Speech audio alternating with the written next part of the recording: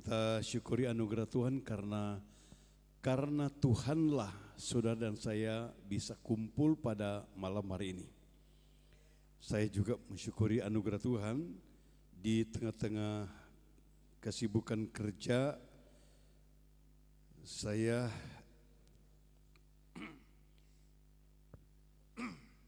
bisa mencocokkan jadwal saya dengan undangan yang datang. Saya minta air mungkin. Puji Tuhan. Saudara-saudara, hari-hari ini memang hari-hari sibuk untuk menangani banyak urusan gereja kita.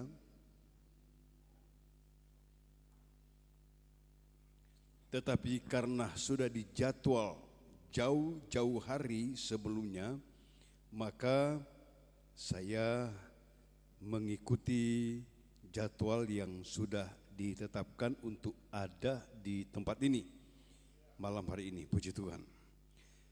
Saya ingin membaca dulu satu ayat dalam surat Timotius, 2 Timotius pasal 3 ayat 16 tertulis demikian.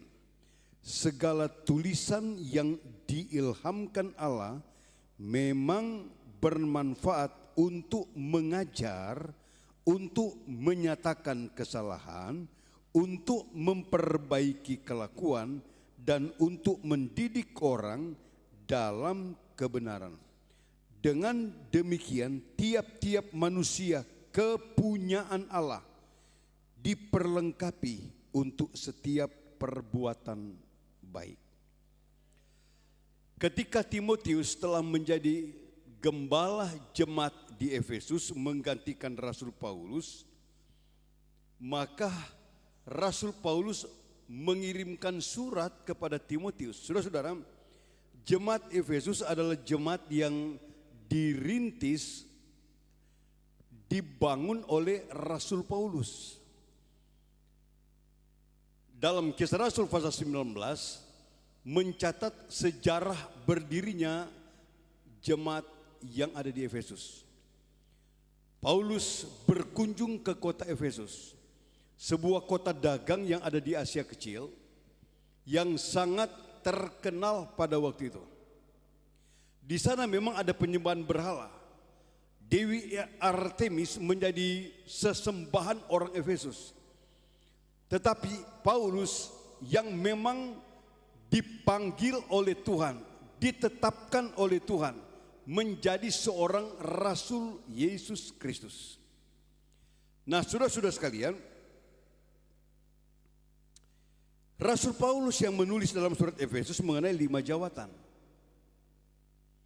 Dia bisa saja memilih satu di antara 5 jawatan untuk dilekatkan ke dirinya. Lalu dia berkata, saya adalah nabi. Bisa. Karena Paulus yang menulis surat Efesus pasal 4 ayat 11 itu. Seringkali saya suka menyampaikan bahasa begini, saudara. Kalau kita lihat dari zaman gereja awal sampai pada zaman sekarang, gereja tetap ada dan tidak ada yang dapat menghalangi laju perkembangan gereja di seluruh dunia. Enggak ada, saudara. 2 tahun lalu kami Majelis Pusat meresmikan hadirnya GPDI di Dubai, Emirat Arab. Jadi GPDI telah berada di tanah Arab.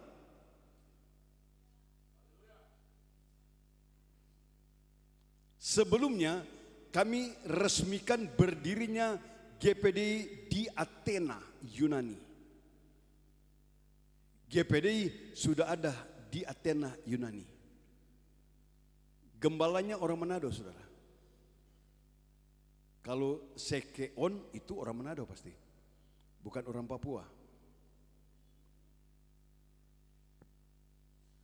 Dalam perjalanan sejarah dari titik awal dari abad pertama sampai sekarang ini, gereja terus berjalan dan terus bertumbuh sesuai dengan rencana Allah. Dan kalau kita lihat Rasul Paulus, sosok dari seorang Rasul Paulus,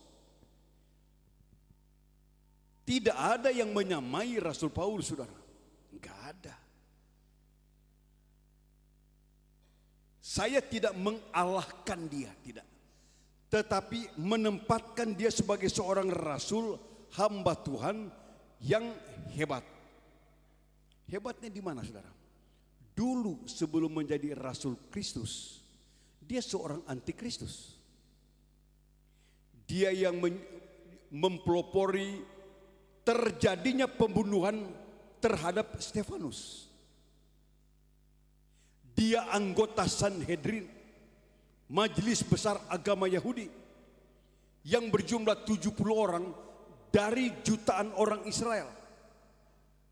Dia yang diberikan rekomendasi untuk kejar orang Kristen, tangkap, aniaya, penjarakan, bunuh orang Kristen.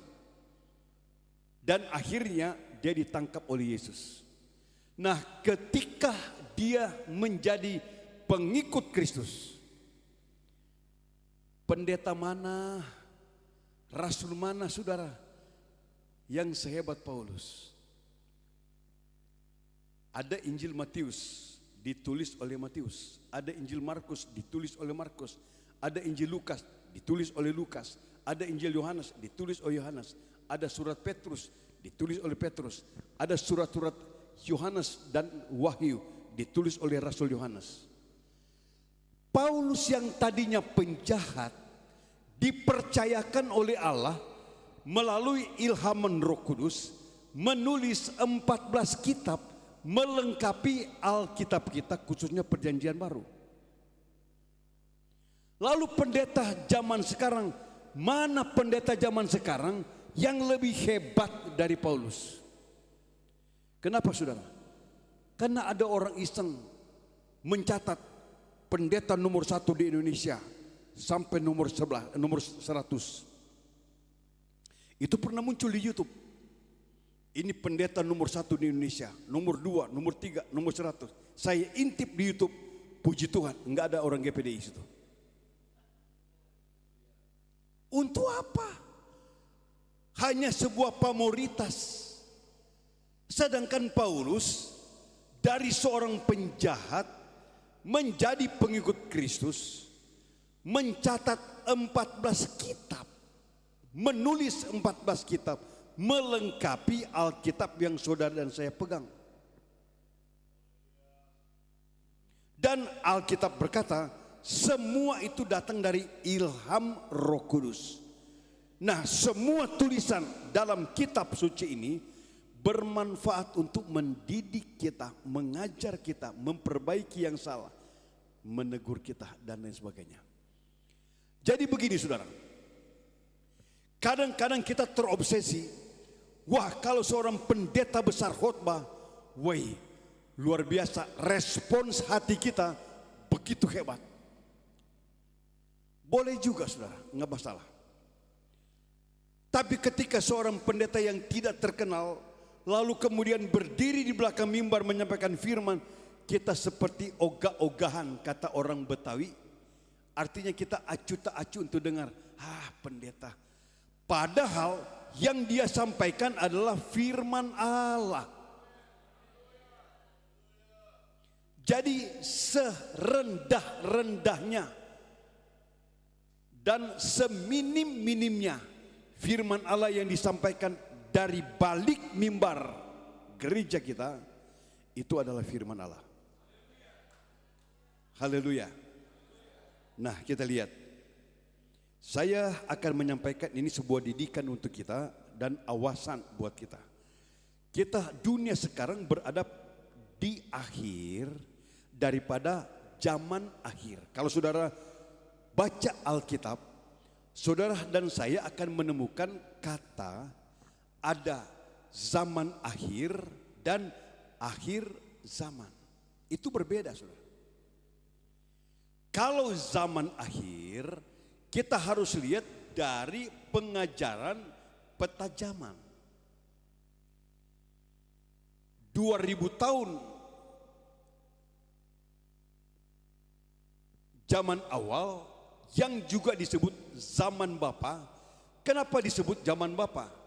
Dimulai dari Adam, Bapa segala manusia, sampai kepada Abraham, Bapa segala orang percaya. Zaman Bapa atau zaman awal.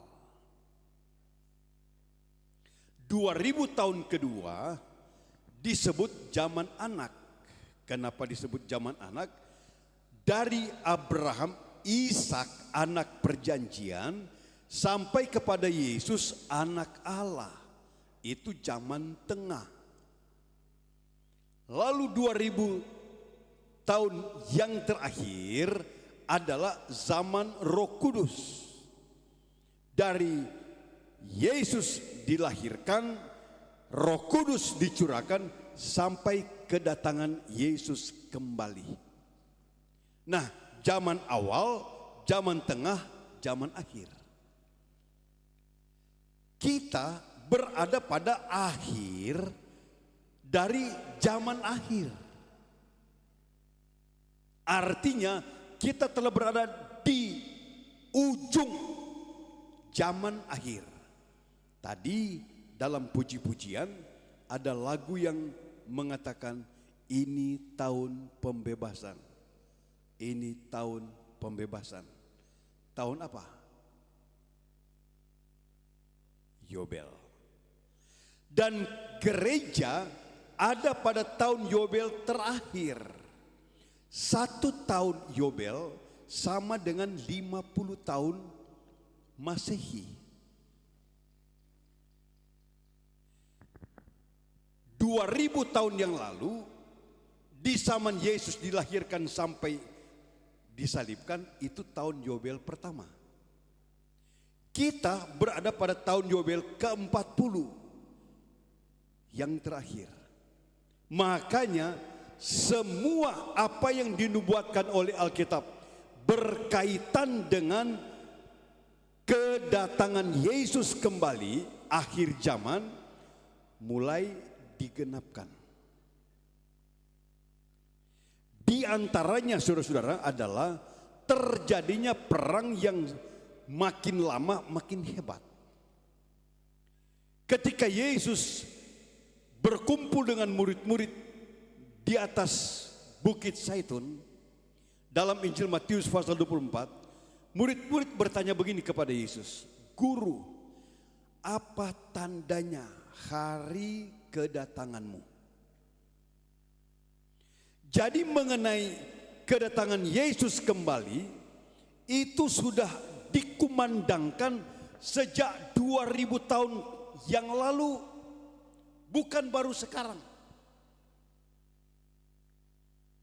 Dan kalau kita baca 2 Petrus pasal 2 mencatat bahwa mengenai hari kedatangan Yesus kembali, saudara-saudara,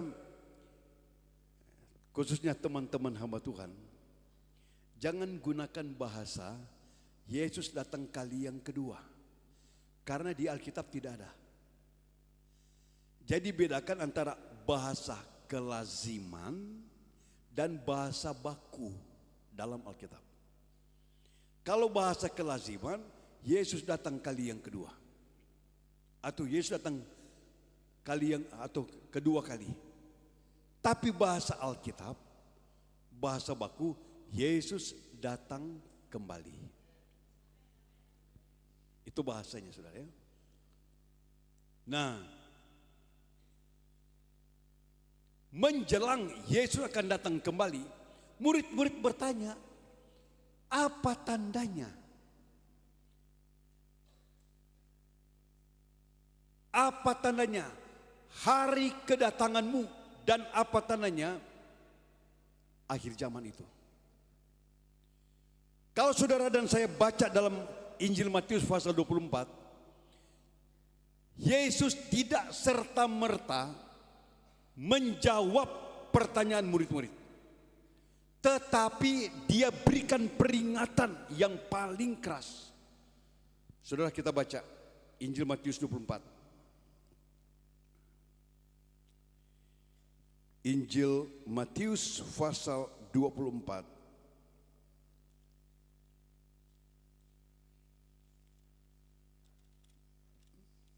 Saya akan membaca di dalam, sebentar saudara, ayat 3 mulai. Ketika Yesus duduk di atas bukit Zaitun, datanglah murid-muridnya kepadanya untuk bercakap-cakap sendirian dengan dia. Kata mereka, katakan kepada kami, bila manakah itu akan terjadi, dan apakah tanda kedatanganmu dan tanda kesudahan dunia. Nah, kita tahu dalam Alkitab saudara, ketika Yesus datang kembali, menurut Alkitab dalam surat Tesalonika dan urutan yang tertulis dalam Wahyu pasal 6 dan pasal 8 seterusnya, mengenai 7 meterai, 7 sangkakala, dan 7 bokor murka Allah.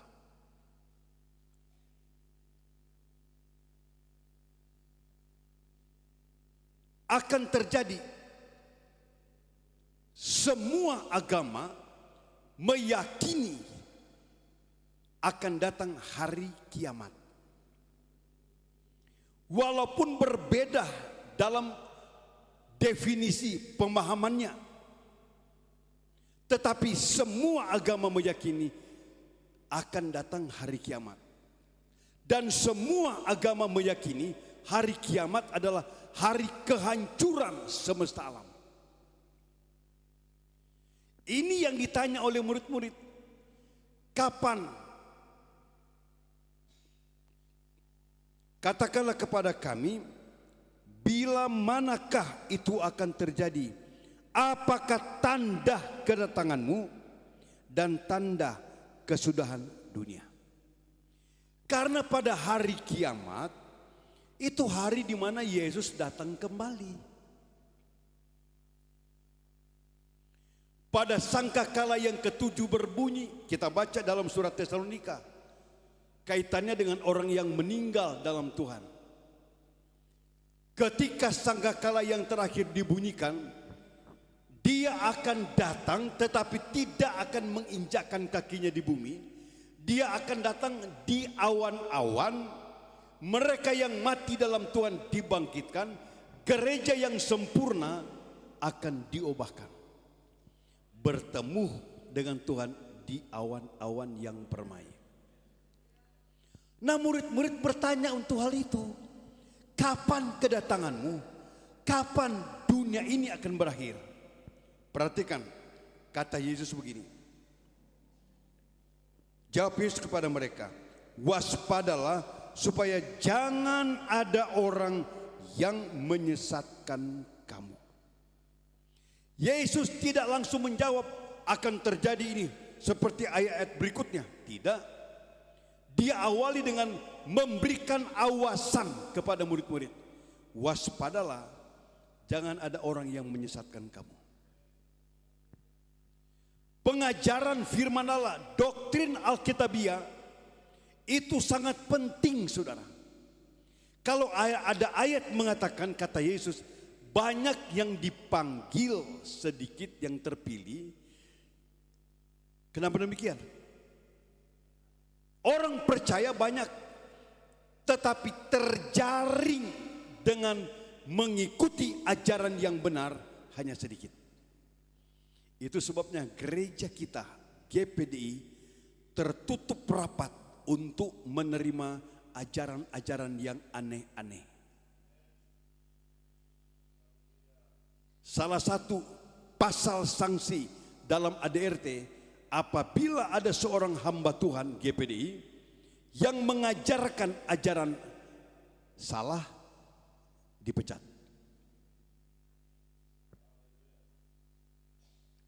Saudara melihat ayat Alkitab 1 Timotius pasal 4 ayat 16.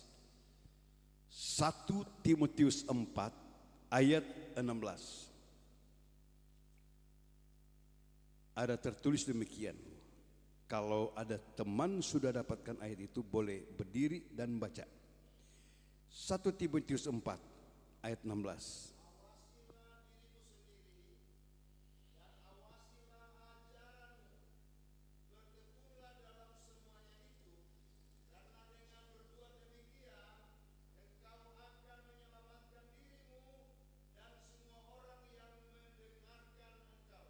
Ya, bukankah baik kami hamba-hamba Tuhan maupun jemaat ketika berada pada titik awal percaya kepada Yesus, kerinduan kita kan selamat, saudara.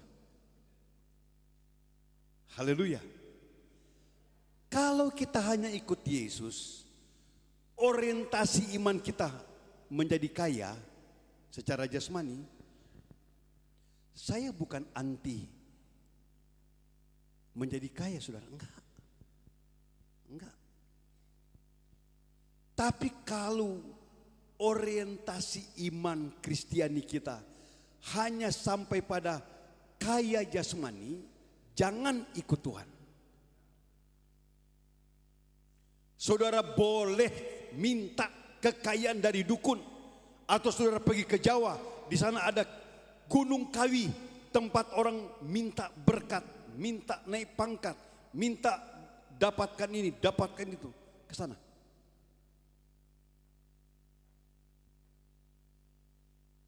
Tapi Tuhan juga tidak berarti kemudian berkata, ikutlah aku biar kamu jadi miskin. Enggak, saudara. Ada satu janjian yang saya enggak suka, saudara. Nyanyian orang tua-tua dulu. Biar saya miskin di dunia asal masuk di surga. Saya enggak suka. Tahun 2011, anak kami yang sulung, dia sekolah di Amerika. Sekolah di Arizona State University. Ambil strata 2 education. Sesudah itu dia kerja di sana, dan setelah sudah kerja kurang lebih dia 7-8 tahun di sana. Dia telepon saya, "Pak, boleh jemput saya?" "Oke, nanti Papa jemput." Tapi dia berkata, sebelum kita pulang ke Indonesia, kita ke timur dulu ya, Amerika Timur, ke East Coast. Nah, GPDI banyak di sana, saudara. Di daerah East Coast, banyak. Saya telepon gembala yang ada di Queen, kota New York, Pendeta Suici, almarhum sekarang. Saya telepon, "Pak Suici, saya akan ke East Coast." "Oh, di mana? Kota mana?" "New York." "Oke, mampir di gereja saya." "Iya." "Tidur di mana?" Saya bilang, "Kami kan tidur di daerah Times Square." "Oke." Hari Minggu, saudara, saya khotbah. Saya khotbah di sana, dan saya bilang, kebetulan khotbah saya menyentuh seperti firman Allah tadi ini malam. Saya enggak suka biar masuk surga tapi miskin di dunia. Saya enggak suka, saudara. Makanya saya enggak suka lagu "Biar Saya Miskin di Dunia atau Asal Kaya di Surga." Selesai ibadah, tutup, turun ke basement, mau makan. Makanan sudah terhidang, itu bulan Februari, saudara. Di luar masih banyak salju. Jadi rasa dingin ada dan selera makan tinggi. Sudah menghadap meja, tinggal berdoa. Dia berkata begini, "Bro, kenapa bro tidak suka dengan lagu Biar Saya Miskin di Dunia Asal Kaya di Surga?" Saya bilang, "Iya, enggak cocok dengan Alkitab." "Bro tahu siapa yang karang lagu itu?" "Saya enggak tahu." Saya balik tanya, "Siapa yang karang, bro?" "Papa saya." Saya langsung straf, dalam nama Yesus, jangan sampai batal makan. Saya tanya, "Kenapa bapak kamu karang lagu begitu?" "Waktu zaman perang, papanya dia adalah Bapak Pendeta Gideon Sutrisno." Jogja. Zaman perang tahun 42, seluruh rumah di daerah Sleman dibakar oleh Jepang. Lalu masyarakat lari ke hutan, termasuk jemaat-jemaat GPDI. Nah, di hutan mereka ketemu. Papahnya karang lagu, biar saya miskin di dunia asal kaya di surga. Oke. Jadi kaya berdosa? Enggak, saudara. Abraham, Kejadian 24 ayat 1, Tuhan kayakan dia. Coba baca dia, Kejadian 24 ayat 1.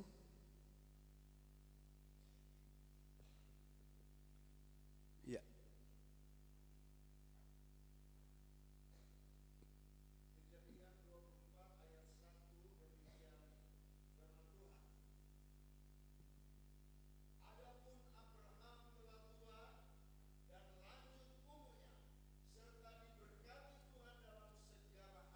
Ya. Kejadian 26 ayat 12-13.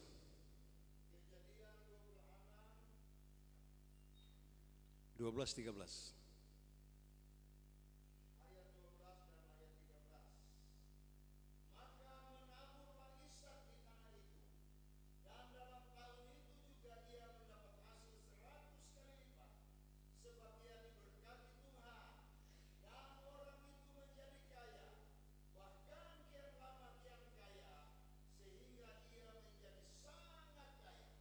Ishak, saudara. Kalau Yakub pasal 30 sampai 35 panjang, saudara. Walaupun Yakub ditipu oleh mertuanya 10 kali. Hukum tabur tuai, Yakub tipu ayah kandungnya 1 kali, mertuanya tipu 10 kali. Jangan suka tipu orang. Tetapi saudara lihat, Yakub dikayakan Allah. Jadi berkat Abraham, Ishak, Yakub. Tuhan juga tahu keperluan kita, saudara. Enggak salah orang jadi kaya, orang Kristen jadi kaya enggak salah. Apalagi dia kaya karena berkat Allah. Saudara perhatikan prinsip berkat yang dialami oleh Ishak, maka menaburlah Ishak pada tahun itu. Artinya rumus berkat itu adalah menabur dan menuai. Dalam surat Korintus, orang yang menabur banyak menuai, ulang. Yang menabur banyak menuai, menabur sedikit menuai, enggak menabur. Enak aja, saudara. Enggak menabur, sama sekali tidak menabur, lalu berdoa, pukul-pukul meja lagi. Tuhan, kami yakin Engkau berkuasa. Allah Yahweh Jireh, mengadakan dari tidak ada. Berkati kami. Tuhan tanya, apa yang kamu tabur? Menaburlah. Haleluya. Kalau itu pekerjaan Tuhan, menabur, saudara. Nah, kita kembali, saudara.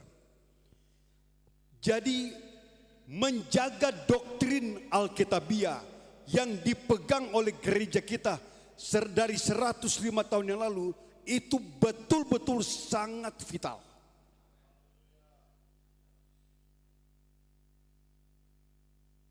Karena dengan berbuat demikian mengawasi diri sendiri dan mengawasi ajaran Alkitab, engkau akan selamat dan orang yang mendengarkan engkau. Ajaran firman Allah. Nah, kita kalau kita baca dalam Matius pasal 24 tadi, ayat seterusnya, lalu Yesus berkata, kamu akan dengar deru perang, gempa bumi dan lain sebagainya. Sekarang hal-hal itu terjadi di depan mata kita.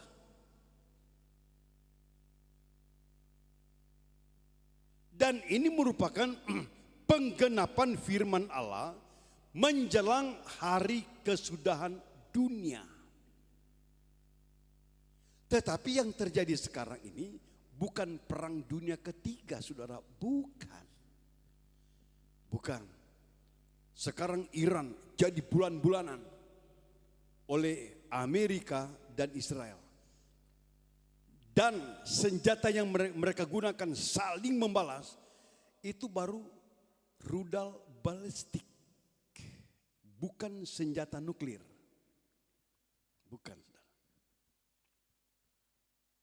Kalau saudara ke Israel, dan pasti akan naik ke namanya Gunung Tabor. Gunung tertinggi di Israel. Dari Gunung Tabor itu saudara akan lihat ada lembah kuning, namanya lembah yang ada ujungnya bagian utara, ada di daerah Syria sampai ke bagian Enggedi, Laut Mati. Itu namanya lembah kuning. Sebutannya lembah kuning. Dalam Alkitab disebut lembah Harmagedon.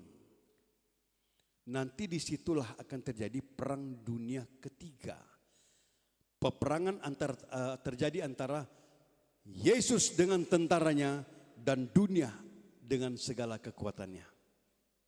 Saudara tahu, satu bom atom yang jatuh di Hiroshima dan di Nagasaki, satu bom atom daya ledaknya 1/100 megaton. 1/100 megaton. Dahsyat sekali. Dalam puluhan kilo, orang masih bisa mati disengat oleh panasnya ledakan bom atom. Belasan kilometer logam-logam seperti besi, tembaga itu meleleh, saudara. 13 kilo, 14 kilo dari pusat jatuhnya bom atom. Kenapa saya tahu? Tahun 90-an awal, kami rombongan ke Amerika. Lalu kami dibawa ke dalam gedung PBB. Kami keliling dalam gedung PBB. Di salah satu pojok ada kotak kaca. Di dalamnya ada lempengan-lempengan uang logam yang sudah saling melekat, meleleh.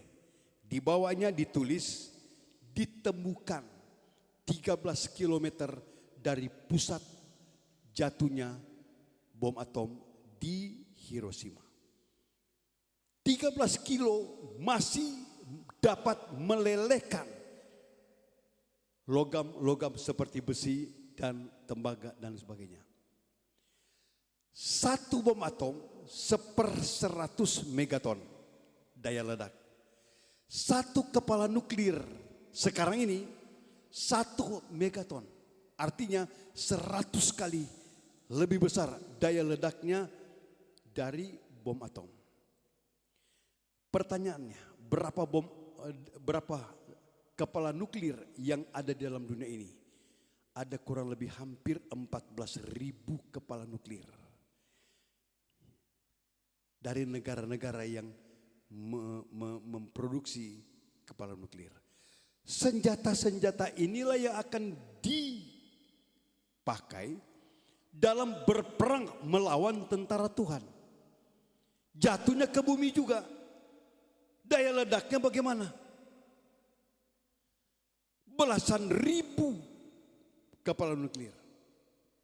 Makanya Alkitab menulis, kata Yesus, lebih ringan hukuman yang Allah jatuhkan kepada Sodom dan Gomora dibanding dengan hukuman pada hari kiamat. Sehingga tertulis dalam surat Petrus, tidak ada satu anasir yang tidak akan dilelehkan oleh api dan belerang pada hari kedatangan Tuhan. Dan sekarang sedang mengarah ke sana. Itu sebabnya dalam Alkitab, saudara-saudara, surat Efesus pasal 5 ayat 15 tertulis demikian. Efesus pasal 5 ayat 15. Karena itu perhatikanlah dengan saksama bagaimana kamu hidup. Janganlah seperti orang bebal, tetapi seperti orang arif. Dan pergunakanlah waktu yang ada, karena hari-hari ini adalah jahat. Perhatikanlah dengan saksama bagaimana kita hidup akhir zaman ini. Jangan jadi seperti orang bebal. Di Alkitab dimunculkan orang yang tidak harus kita teladani. Dalam kitab atau dalam surat Yudas ada 3 tokoh yang dimunculkan di mana kita tidak boleh teladani cara hidup mereka. Pertama, Kain. Kain sanggup membunuh adik kandungnya. Kenapa saudara? Dosa Kain apa? Iri hati. Dia iri. Tetapi sebenarnya sebelum iri hati, dosa Kain adalah berkaitan dengan sikap hati. Saudara baca, Habel persembahannya diterima Tuhan. Kenapa? Dia mempersembahkan korban binatang seutuhnya. Kain mempersembahkan hasil tanamannya sebagian. Bukan soal material binatang dan tumbuhan. Bukan soal itu. Tapi sikap hati. Kalau kita memberi persembahan kepada Tuhan, hati-hati, jaga sikap hati. Haleluya saudara. Bukan berarti begini, oh saya kasih banyak. Saya kasih banyak. Enggak. Puji Tuhan kalau saudara bisa memberi banyak persembahan saudara. Puji Tuhan, bagus. Tapi sikap hati gimana? Supaya dilihat orang. Mendapat pujian. Yesus pernah bawa murid-murid. Lalu dia berkata, mari ikut saya. Murid-murid nggak bertanya begini, kemana guru? Enggak, ikut saja. Sampai di depan pintu Ka'bah, Yesus berkata, lihat wanita-wanita yang datang membawa persembahan. Coba perhatikan. Wow, ada datang wanita, dia bawa persembahan, dia ambil dari tas, dia kasih di peti persembahan. Ada yang diambil karena persembahannya gede saudara, dia bikin begini.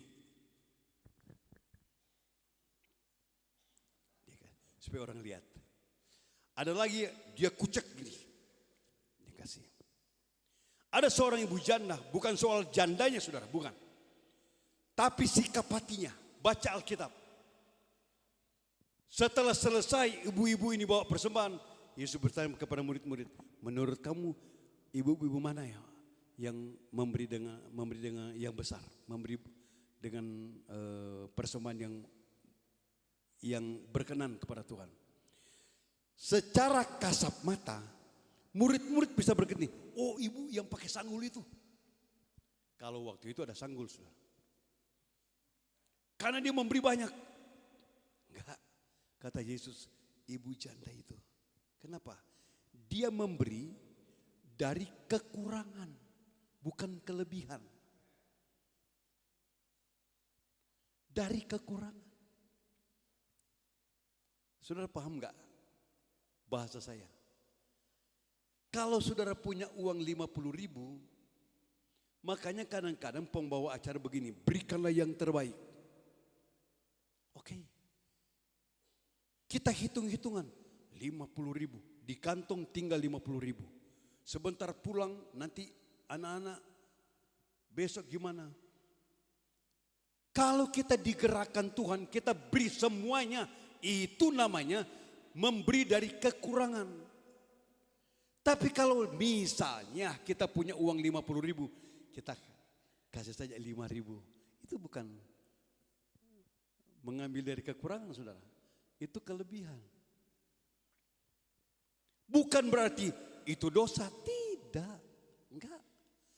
Tapi dalam penilaian Yesus, menurut apa yang dilihat dengan kasat mata, ibu janda itu memberi dari kekurangan.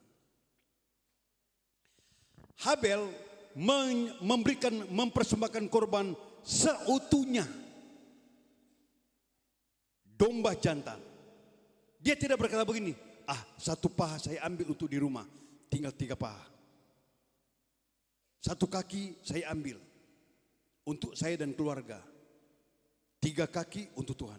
Enggak, seutuhnya. Sedangkan Kain sebagian. Itu yang membuat Allah tidak terima persembahan korban daripada Kain.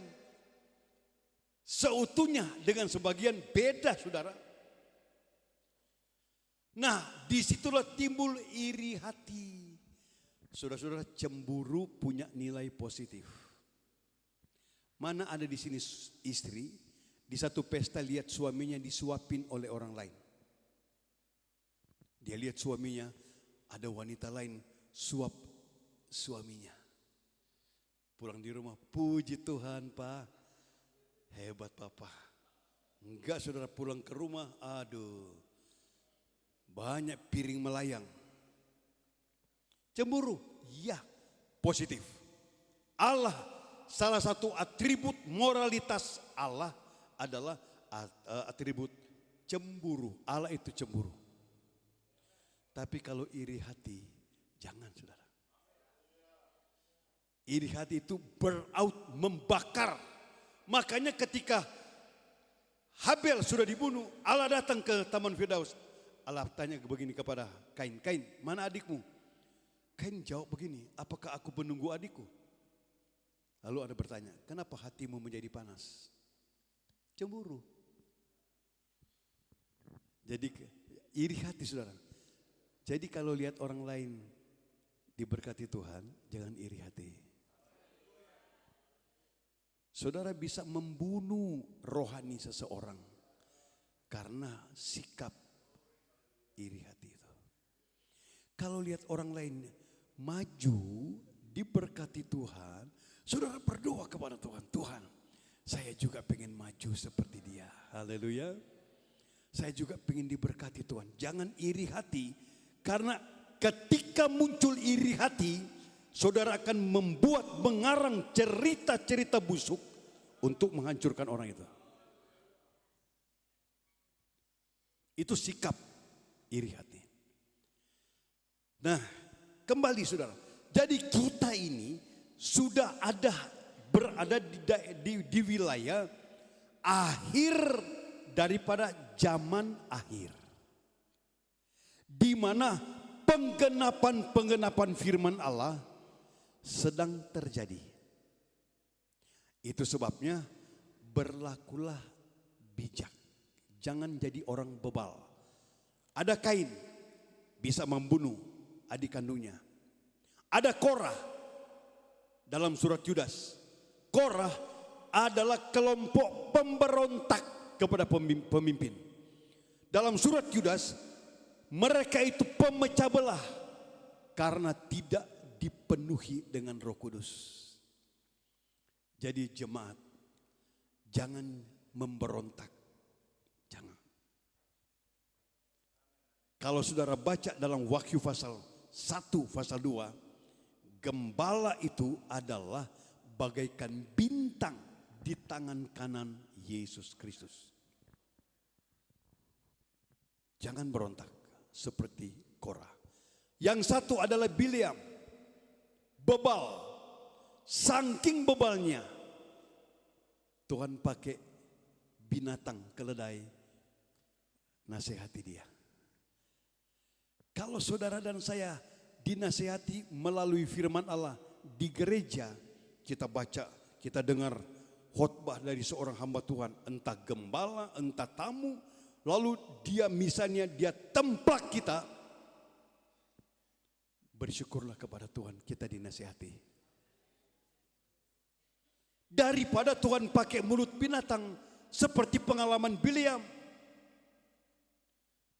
Sudah dikatakan oleh Tuhan, Israel adalah biji mataku.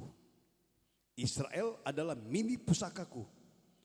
Israel adalah bangsa pilihanku. Barang siapa memberkati Israel, dia akan diberkati. Barang siapa mengutuk Israel, dia akan dikutuk Allah. Dan itu berlaku sampai hari ini, saudara.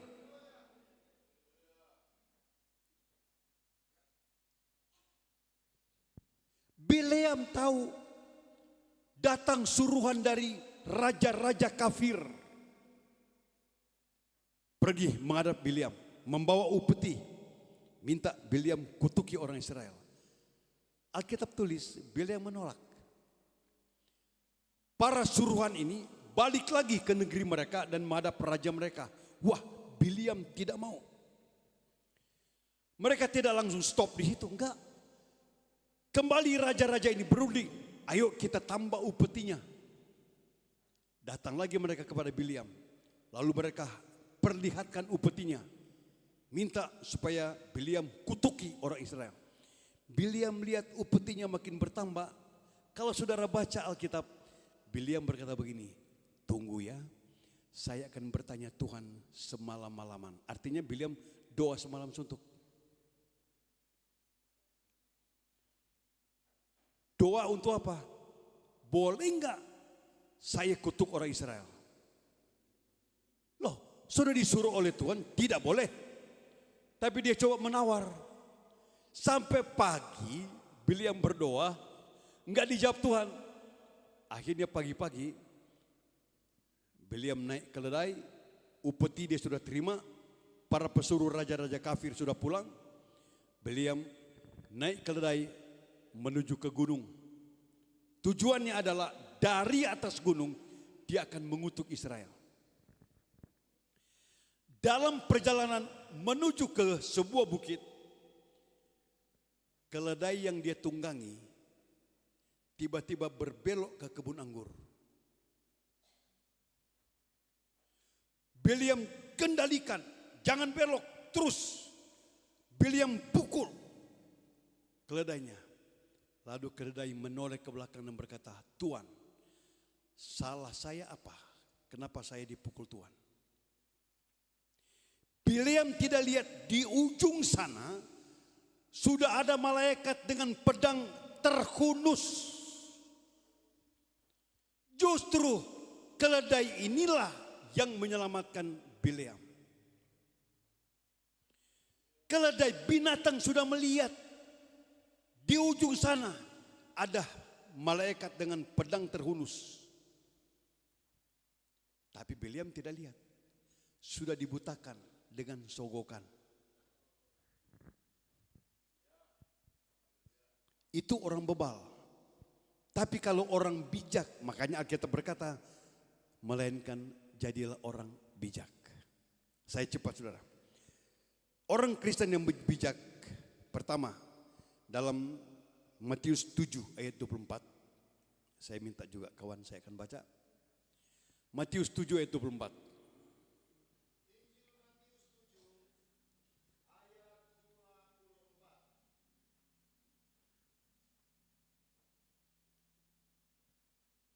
Ya.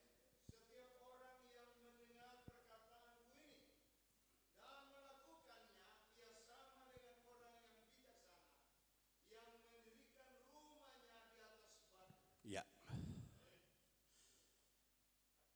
Bagian kedua, orang yang tidak bijaksana mendirikan rumah di atas pasir. Satu waktu akan diuji, akan datang badai, hujan dan angin keras. Rumah yang didirikan di atas batu karang akan tetap berdiri dengan kokoh. Tapi yang dibangun di atas pasir akan roboh. Orang bijak selain batu dasarnya atau pondasinya di atas batu karang, dikatakan oleh Alkitab, setiap orang yang mendengar perkataanku ini dan melakukannya.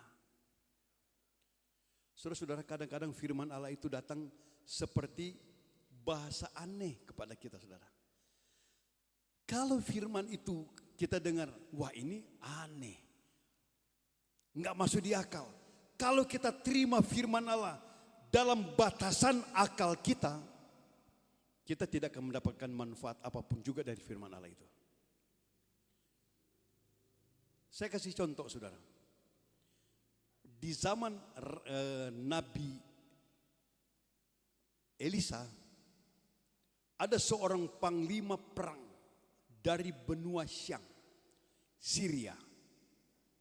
Panglima, saudara, sekujur tubuhnya dipenuhi dengan kusta. Di zaman itu, penyakit kusta identik dengan penyakit dosa.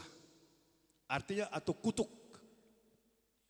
Dia punya pembantu orang Yahudi. Lalu pembantunya berkata begini, Tuan, di negeri kami ada orang yang bisa menyembuhkan Tuan. Dia berangkat ke Israel, dikawal panglima, saudara, oleh tentara dari benua Syam. Dia naik kereta kuda. Sesampainya di Yerusalem, dia ketemu dengan raja karena dia panglima. Dia harus cari pemerintah. Panglima dari benua Syam, dia cari raja. Dia sampaikan kepada raja Israel, saya minta disembuhkan. Raja Israel ini kemudian merobek jubahnya dan berkata, bukan aku yang akan menyembuhkan. Bukan aku yang bisa menyembuhkan. Pergilah kepada Nabi Elisa. Jadi raja ini tahu diri, saudara. Dia raja tapi bukan nabi. Dia suruh pergi kepada Elisa. Naaman, panglima ini dengan tentaranya pergi ke Elisa. Panglima, nggak ditulis oleh Alkitab, oleh Alkitab berapa bintangnya, saudara. Kalau kita di Indonesia 4 bintang. Tapi di Alkitab Naaman nggak ditulis, mungkin 7 bintang, saudara. Mungkin 8 bintang, mungkin nggak ditulis kok. Wah, seorang pejabat tinggi ketika dia datang di tempat kediaman Elisa, mestinya Elisa harus bangga, saudara. Wah, ini panglima datang, saudara. Panglima datang, mestinya Elisa berkata, Bapak mau perlu apa? Enggak, Elisa suruh pengerjanya, Gehazi, tanya sama orang itu, perlunya apa? Ditanya, lalu dia, Naaman berkata, bilang kepada tuanmu, tolong sembuhkan saya. Datanglah Gehazi kepada Elisa. Apa kata Elisa? Bilang sama orang itu, cemplungkan tubuhmu 7 kali di sungai Yordan. Dengar jawaban Elisa, marah Naaman. Kenapa, saudara? 7 kali di sungai Yordan. Jangan kita berpikir sungai Yordan itu bersih. Kecuali di tempat mata airnya. Di daerah Filipi, Kaisaria Filipi, daerah Banias. Itu sumber airnya. Itu jernih, bisa diminum dari batu merah. Tapi kalau sudah mengalir ke daerah orang Israel, udah jorok, saudara. Nah, luka kusta sekujur tubuh harus nyemplung, tenggelamkan 7 kali. Marah Naaman. Naaman begini, bilang sama tuanmu, di negeri kami ada 2 sungai jernih. Ayo pulang. Anak buahnya berkata begini, Tuan, coba saja pergi. Akhirnya dicoba. Nyemplung pertama kali nggak ada perubahan. Kedua kali nggak ada perubahan. 3 kali enggak. Seandainya bertahap, pertama kali keluar dari air, wah sudah mulai ada perubahan. Kedua kali makin baik. Ketiga kali makin baik. Enggak. Sudah 6 kali sama. Tapi kan perintah Tuhan 7 kali. Ketika ketujuh kali dia keluar, apa kata Alkitab? Dia sembuh total. Bahkan kulitnya menjadi seperti kulit bayi. Tadi saya lihat choir ibu-ibu, saudara. Wih, hebat. Masih energik. Dan seumur-umur baru kali ini saya lihat.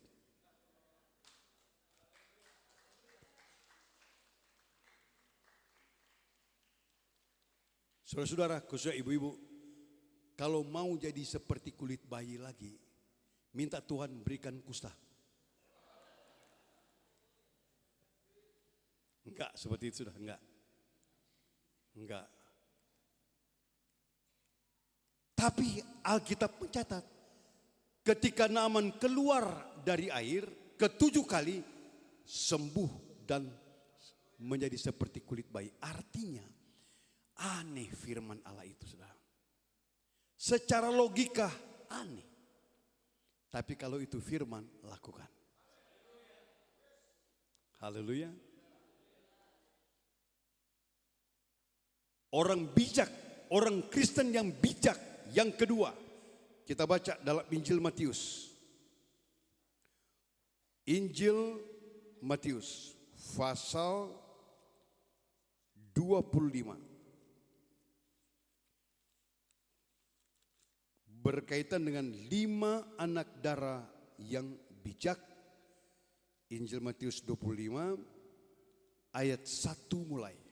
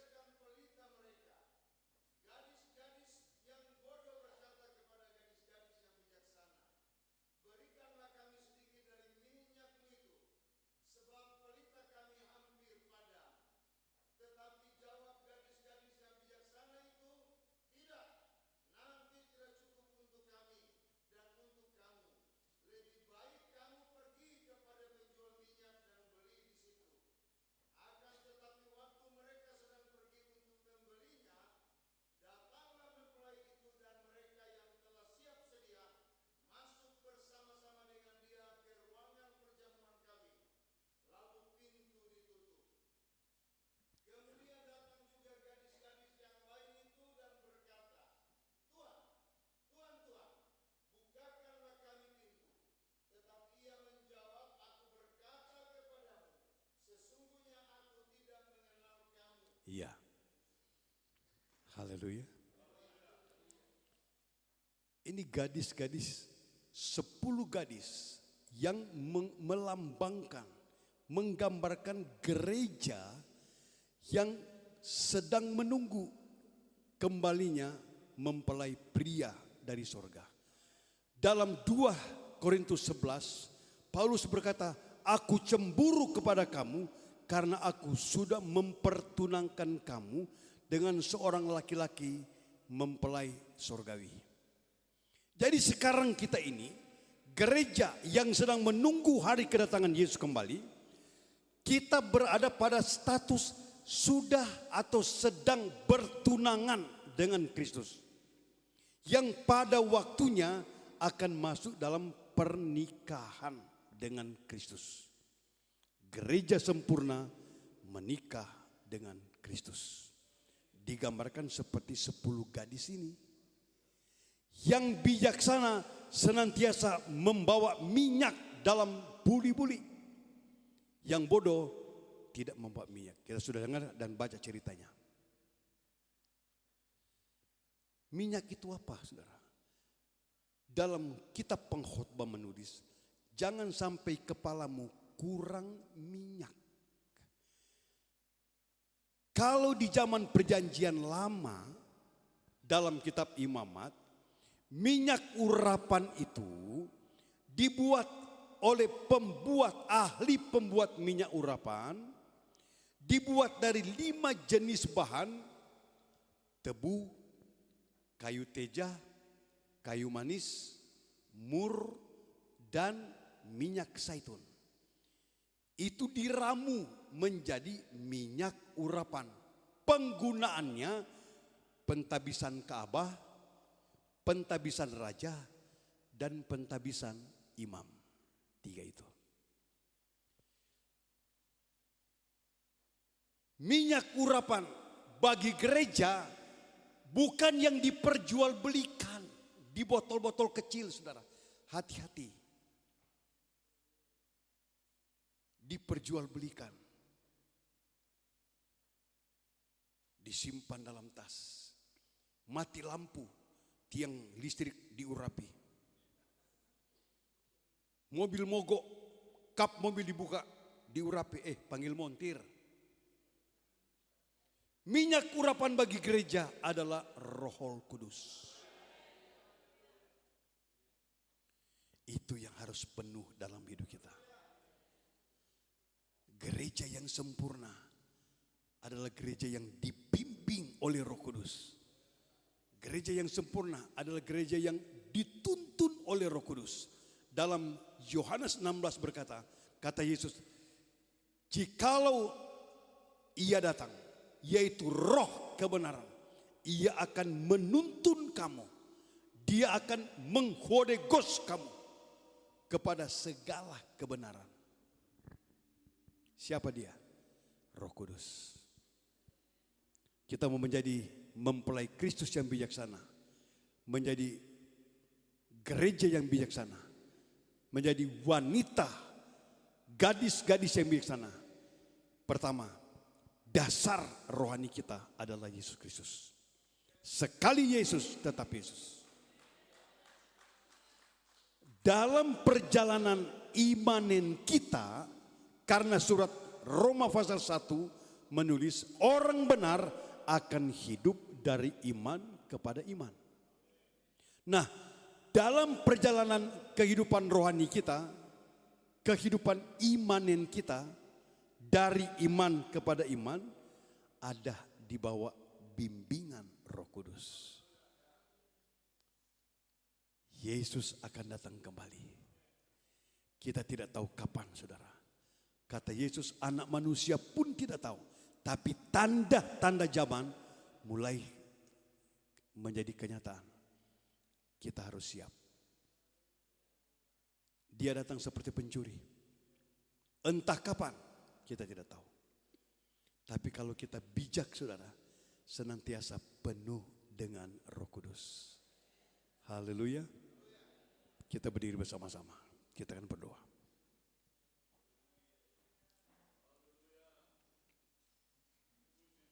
Mari pemain musik.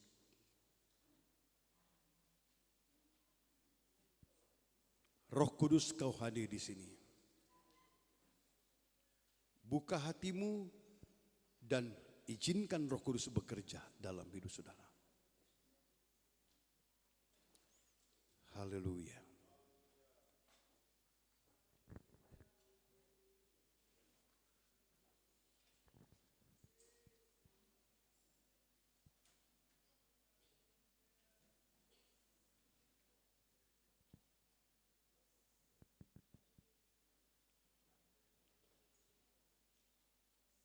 Roh Kudus, kau hadir di sini. Kita nyanyikan ini.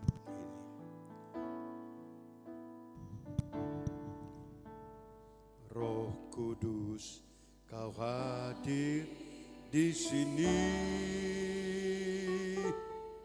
Roh Kudus, ku mengasihimu.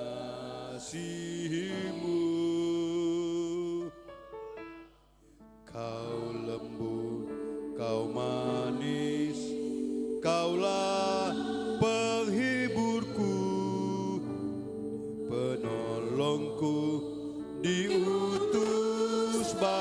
aku. Roh Kudus, kau hadir di sini. Roh Kudus, kau hadir di sini.